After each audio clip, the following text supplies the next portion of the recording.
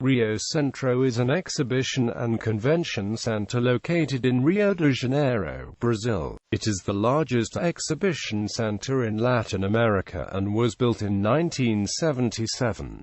Notable events: 1981 May Day attack. On April 30, 1981, during a May Day music concert, Riocentro was the target of a terrorist attack by hardliner members of the Brazilian military dictatorship. Sergeant Guilherme Pereira de Rosario and then Captain Wilson Dias Machado, nowadays a colonel, were responsible for detonating 2 bombs at the venue.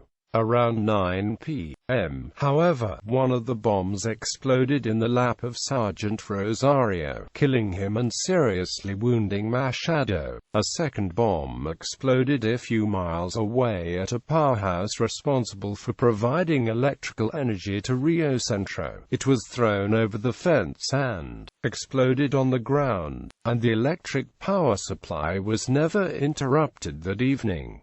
The government immediately blamed left-wing radicals for the attack. This theory had no support at the time of the event, and nowadays there is strong evidence that the attack was planned by the hardline sector of the government to convince the moderate sector that the left-wing urban guerrilla was still active and that a new wave of political repression was required. This episode marked the decline of the military regime in Brazil, which would officially end 4 years later. Earth Summit. In 1992, Riocentro hosted the United Nations Earth Summit.